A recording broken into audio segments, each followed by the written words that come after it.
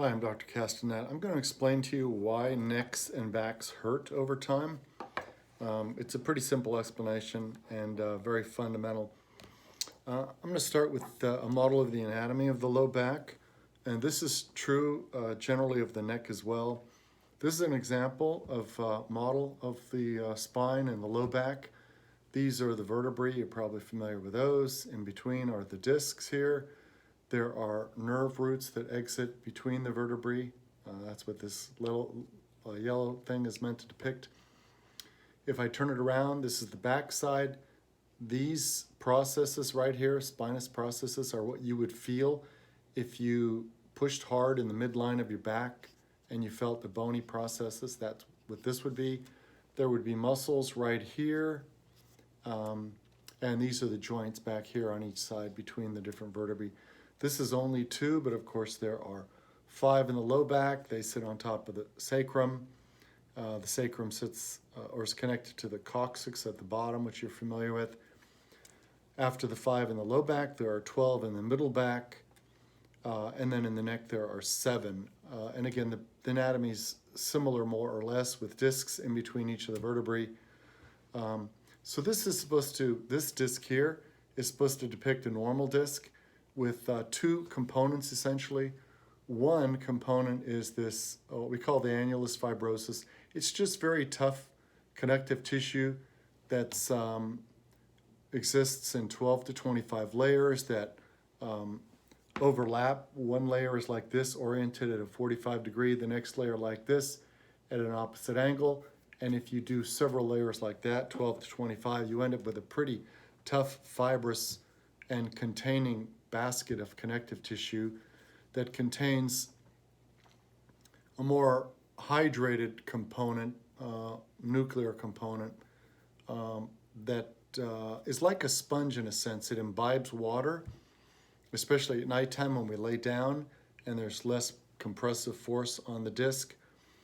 Then it will imbibe water and fluids from the highly vascular bones on above and below the disc.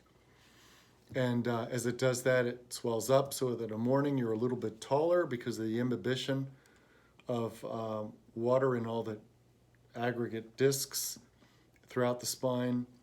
And what happens over the course of time, from wear and tear and physical demands and stress and all that, the fibrous tissue slowly wears out, typically from the inner part, and then it increases to the periphery. The inner part of the disc is not innervated, so you don't feel pain during the aging and degenerative process when you're a child and a teenager.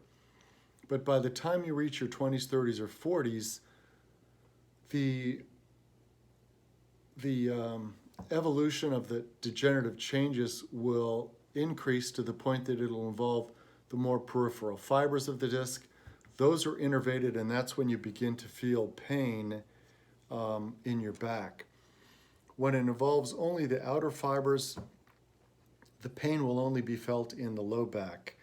As it progresses, I'm going to use another model now, and this inner part of the disc that's red in this disc here is meant to show that as the fibers of the disc, the outer disc, degenerate, the inner contents, which are under pressure from loads, they start to migrate through any defects in the disc material that contains it. And then as that progresses, it can get to the point where it comes out through defects and it can pinch the nerves that are behind the disc material. If that happens, you'll get pain in the distribution of the nerve, and these nerves in the low back run to your buttock, your thigh, your leg, your foot. The phenomena you can experience could be sensory, such as tingling and numbness and burning and pain. It include motor function, like weakness of your thigh or foot or leg or ankle crossing muscles. And if it gets real bad, very, very rarely it can affect the nerves to your bowel and bladder, affecting your bowel and bladder function. That's exceedingly rare. It happens in less than 1% of the cases of these disc herniations, so it's not something that affects most people. What to do about this problem? Well, the nature of these problems is such that if there's compressive loads, you feel more pain. That's why when the disc looks like this, you're going to be more symptomatic if you're standing, bending, lifting, carrying, and you're upright. And generally, you're going to get some relief when you're laying down. There can be some exceptions to that for reasons that I won't go into. But generally, it's better with, or worse, more symptomatic when you're under load.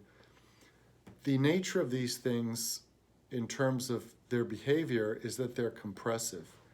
And adding compressive influences to the problem will make you more painful, more symptomatic, and more disabled. And alleviating the compressive nature of this lesion will improve the problem. And it's the most effective way to improve it.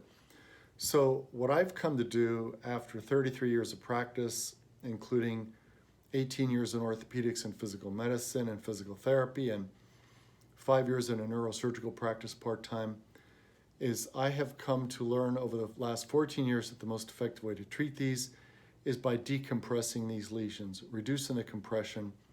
If you do that, you can get this disc herniation to migrate back off the nerve root a little bit. That will reduce the inflammation. As you reduce the inflammation, the pain comes down and your ability returns. And generally, these can be resolved without surgical treatment by doing that. And the best way to do that is through a table that I place you on. You lie on your back. I gently grab the anatomy of the low back and the pelvis, and I slowly pull and separate these vertebrae to reduce the pressure in the disc.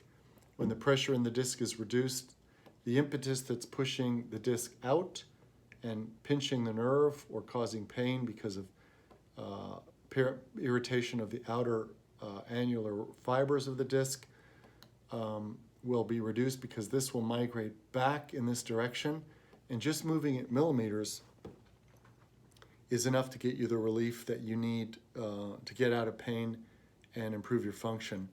This is by far, in my 33 years of practice, the most effective way to treat these things. It is essentially almost all I do in the way of treatment for these things now, because everything else has proven to be relatively ineffective and a waste of time and money. When you treat somebody with this generally for back and neck pain, they will get better faster, the relief will last longer, and so it ends up being quicker and cheaper in the way of treatment as well. And you don't need to do a lot of other ancillary treatments. Other people will do other treatments like chiros and physical therapists because they've been trained to do these other treatments, and most people don't have access to the tables that I have because they're extremely expensive. So as a business model, it's a very poor choice for practitioners. But from a clinical outcome standpoint, it's vastly superior. And the outcomes I've seen with it are not even close to conventional means of treatment. They're vastly superior for most people. So if I can help you with this, let me know. My name is Dr. Castanet. My phone number is 404-558-4015. And if you want to learn more about the treatment, you can go to my website, backstrong.net. And you can find my YouTube channel there also, where I've made about 60 videos on a variety of topics, from surgery to pain management to back and neck pain to exercise, ergonomics, just about anything that you might need to know or want to learn related to your neck or back pain. I hope this helps. Thanks very much. Bye-bye.